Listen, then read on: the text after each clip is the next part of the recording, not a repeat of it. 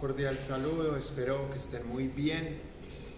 Hoy vamos a desarrollar algunas ideas de la historia de Colombia en relación con el contexto de la Guerra Fría.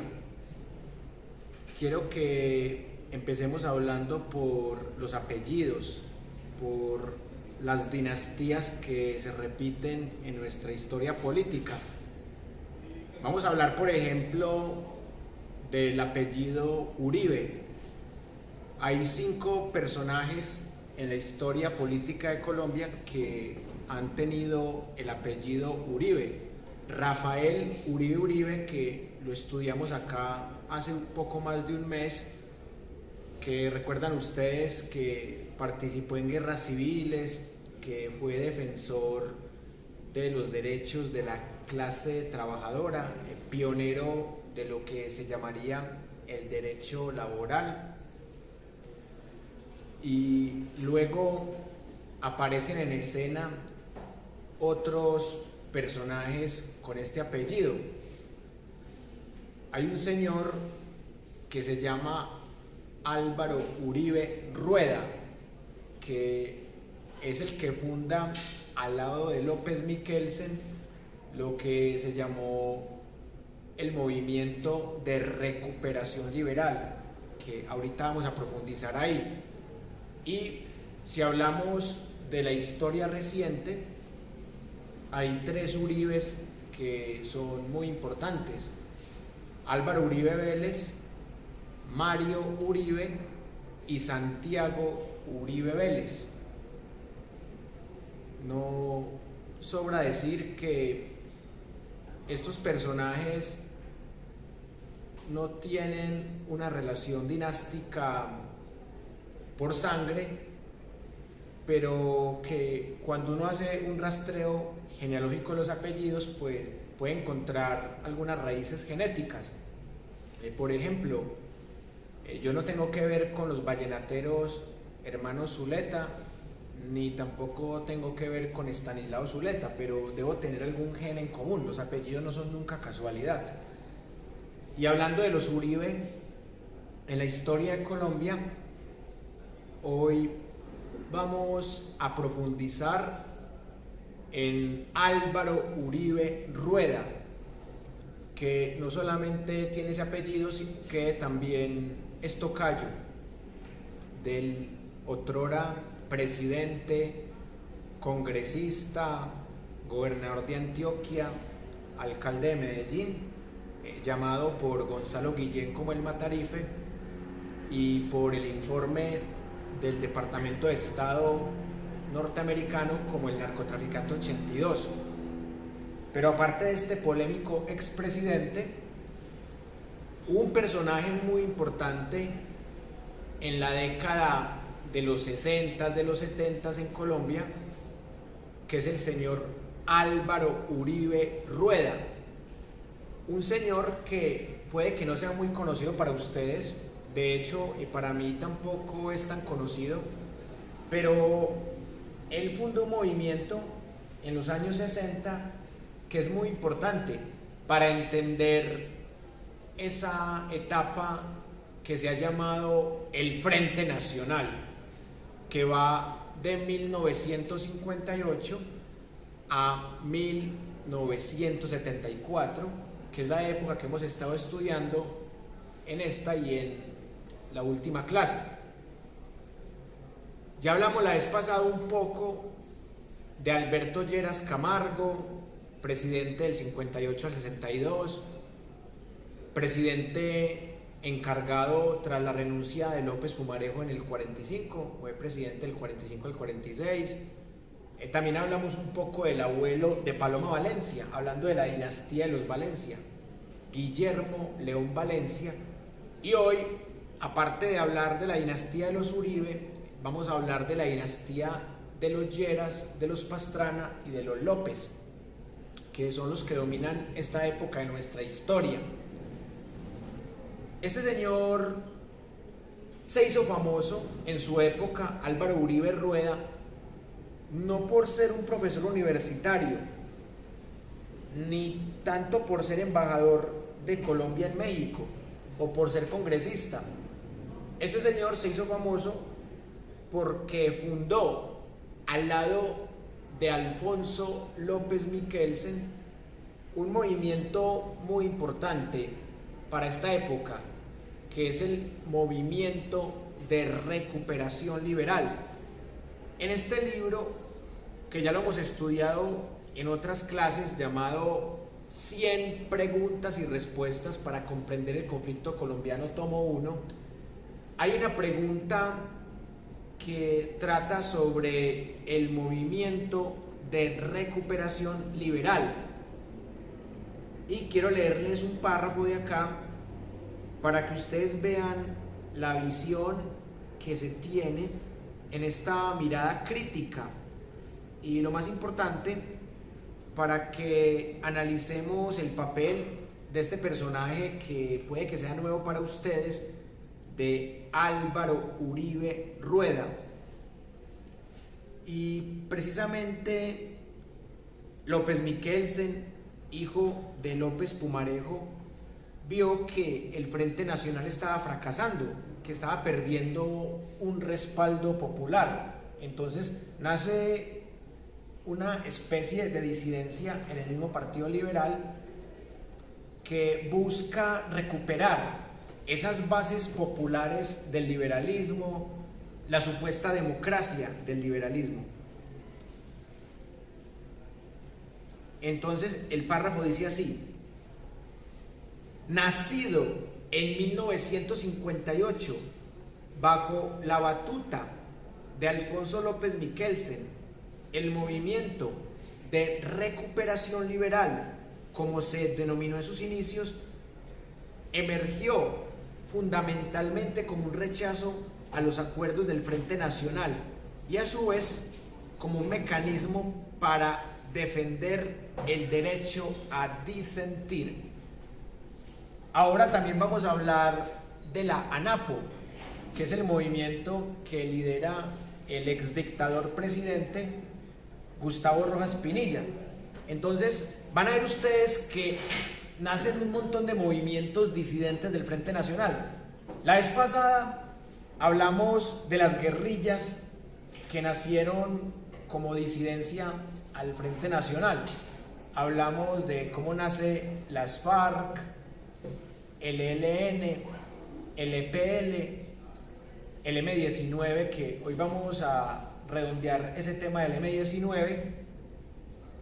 Y hoy, aprovechando que estamos hablando de la dinastía Uribe, que en este caso es una dinastía que no es tan predominante como familia en esta época de la historia, porque Rafael Uribe Uribe no alcanzó a ser presidente, sí alcanzó a montar a un presidente como José Vicente Concha.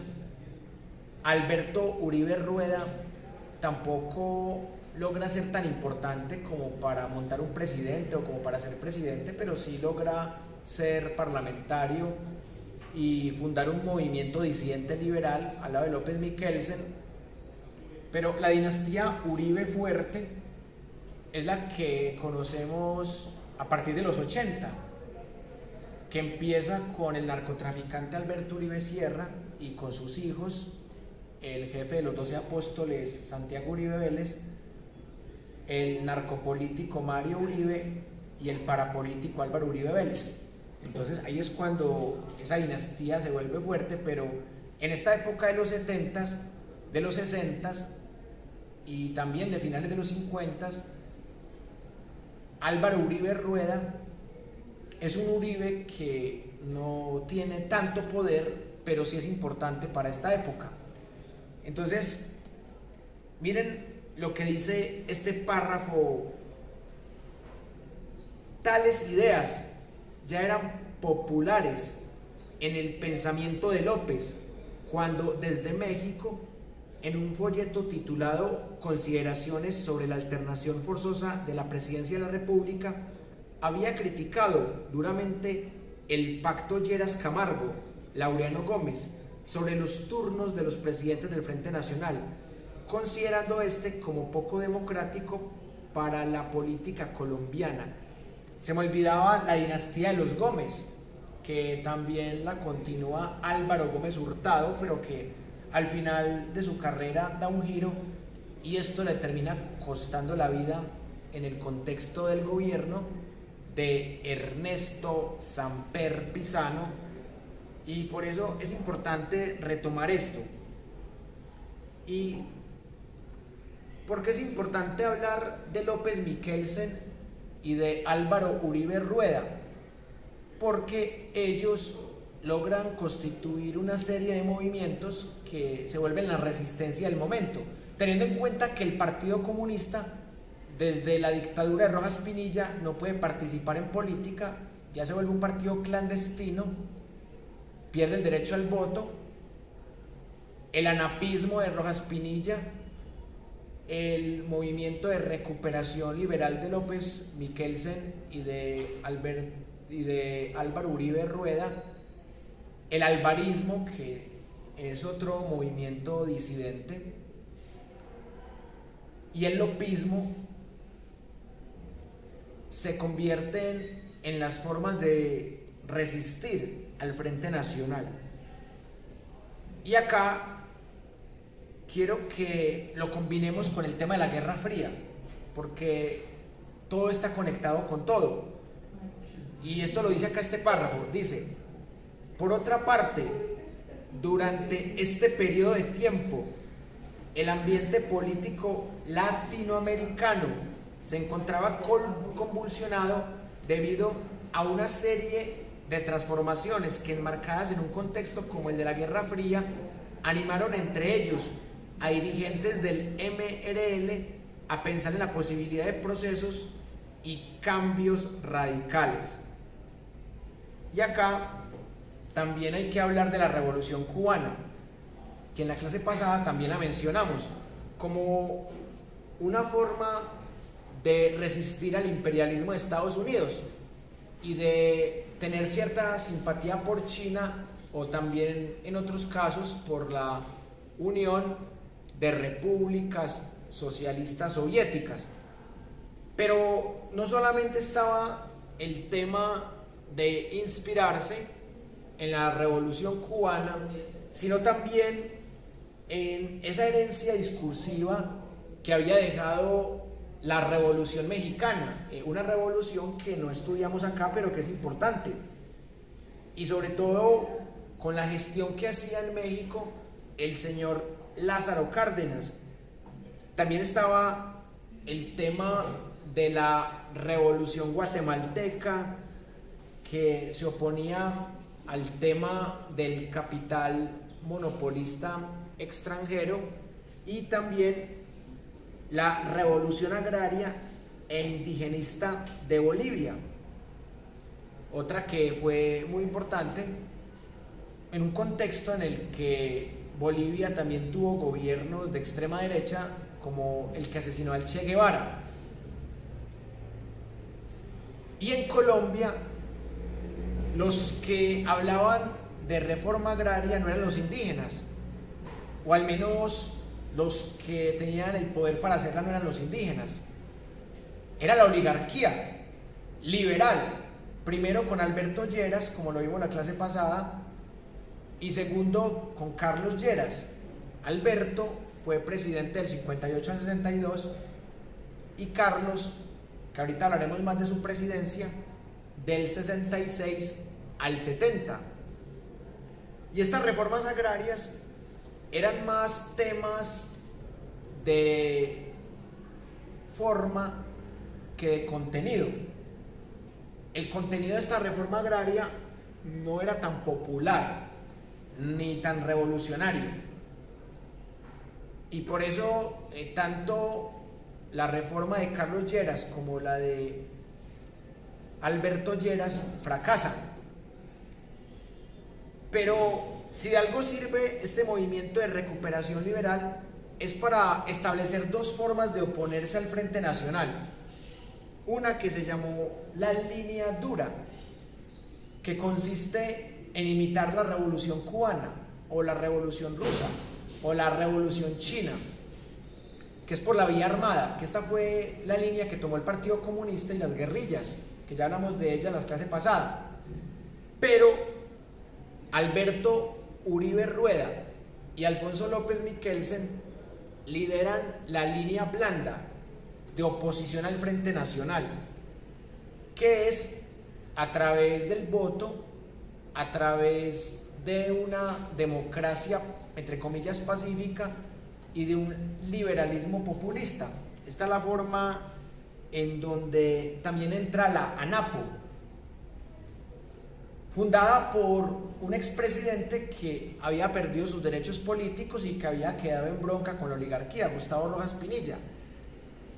Recuerden que la ANAPO es el movimiento político que siente que le roban las elecciones del 70 y que a partir de este robo, en 1973, nace la guerrilla Movimiento 19 de Abril, más conocida como M19, la guerrilla en la que militó el actual presidente Gustavo Petro. Entonces, acá es bien interesante también analizar el papel que tiene la prensa para consolidar estos movimientos políticos. Voy a leerles un párrafo muy importante para esto. Dice: tal ambiente y algunos planteamientos del MRL hicieron pensar a muchos tiempo después que la consolidación de este movimiento no tuvo nada de revolucionario y que era simplemente una variante táctica que había utilizado la burguesía colombiana para amortiguar los efectos de la revolución cubana en el país. Esta tesis la sostiene un autor, Villanueva, en un trabajo investigativo de 1995. Y esto hace pensar muchas cosas, que así como en la época de Alfonso López Pumarejo se crean sindicatos por parte de la oligarquía, por parte de los empleadores, para generar el fenómeno de paralelismo sindical y con esto opacar los sindicatos socialistas. En esta época del hijo de López Miquelsen y de Alberto Uribe Rueda, el movimiento de recuperación liberal tiene como función, según la tesis de Villanueva, disimular el impacto de la revolución cubana en Colombia y hacer una separación entre las disidencias del Frente Nacional y mostrar la línea blanda como la correcta, pero a su vez desvirtuar la línea dura, que era la que se estaba yendo por la vía armada. Es una tesis bastante interesante para discutir. Entonces dice acá el párrafo: de ahí entonces que López y sus adeptos, entre los que está el señor Uribe Rueda, reaccionaran planteando una plataforma política denominada por algunos como la continuación de la revolución en marcha de López Pumarejo, en la que la consigna principal podía resumirse en la sigla CETTT: salud, educación, tierra, techo y trabajo. Y la revolución en marcha de Pumarejo, pues por lo menos trajo unos derechos laborales por los que había luchado Rafael Uribe, pero esta revolución aparente de López Miquelsen era una revolución que buscaba opacar la otra revolución, la revolución armada, y fue muy estratégico si se pensó de esa manera, porque el tema de la salud, de la educación, de la tierra, del techo y del trabajo es la base de cualquier sociedad. Recuerden ustedes que en Colombia la tierra ha sido un factor de disputa como medio de producción y que el capital ha ido muy de la mano del trabajo, de la tecnología, de la educación y de la salud. Y por eso es interesante también mirar cómo una serie de medios propagandísticos ayudaron a que se consolidara esta idea de la línea blanda antifrente nacionalista. Entonces, está, por ejemplo, los semanarios llamados La Calle, La Gaceta, La Nueva Prensa, El Observador, y también las revistas Nueva Crítica y la otra revista llamada SET, que estas revistas ayudaron a fortalecer esa línea blanda antifrente nacionalista. Y por eso acá es importante leer este último párrafo para comprender ese papel que tuvieron ahí los medios. En el panorama político, el líder del MRL mantuvo una activa participación ya desde los años 30. López Miquelsen fungió como consejero del gobierno de su padre, Alfonso López Pumarejo, y para 1938 había sido elegido como concejal de Engativá, Bogotá.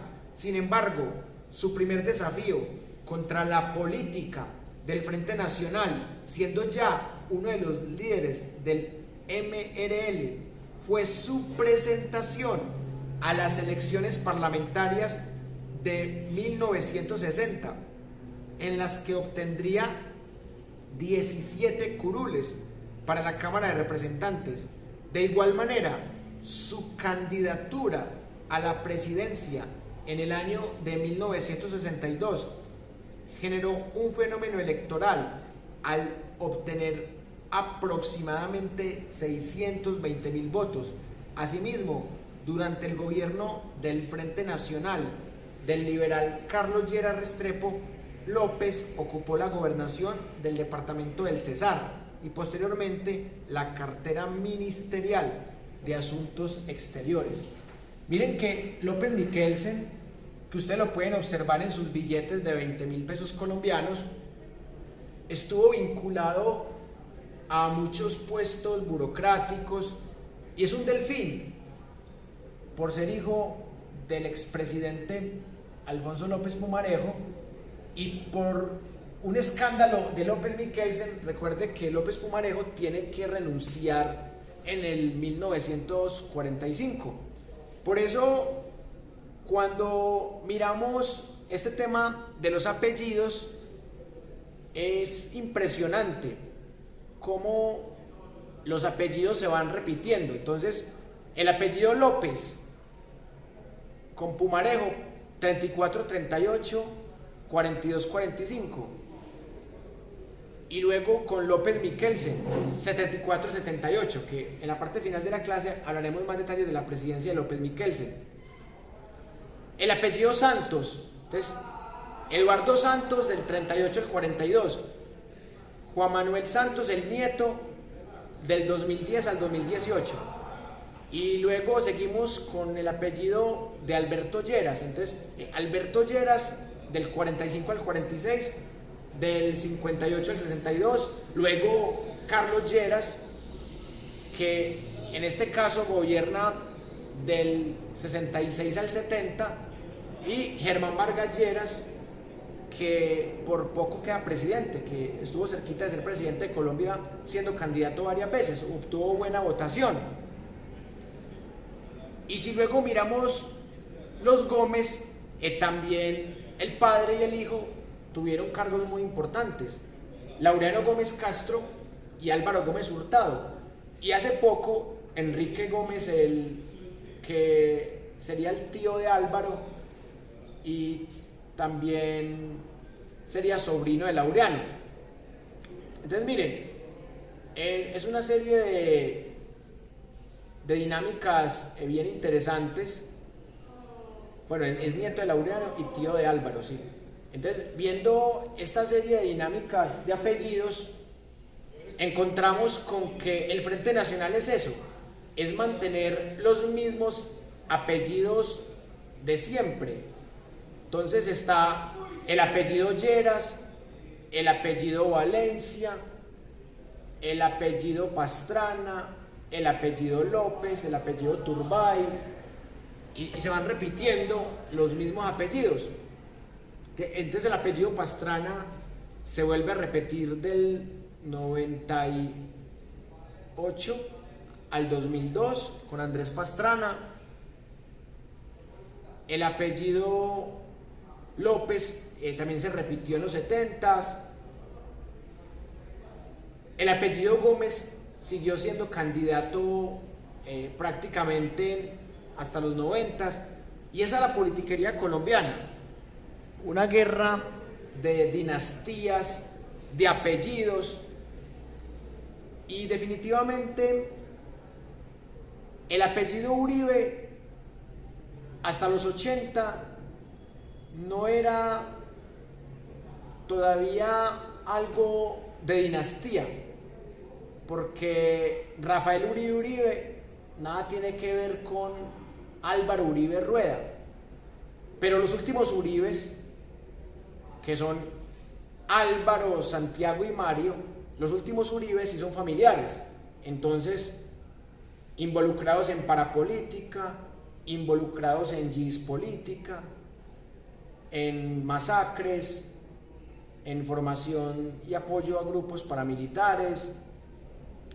Esta dinastía de los Uribe la empezó Álvaro y vamos a ver quién la continúa, porque los hijos la han continuado, pero desde el ámbito económico, desde el ámbito empresarial.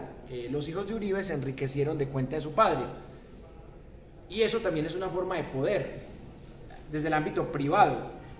No solamente se adquiere poder en el ámbito público, también hay formas de aprovecharse del Estado para ámbitos privados.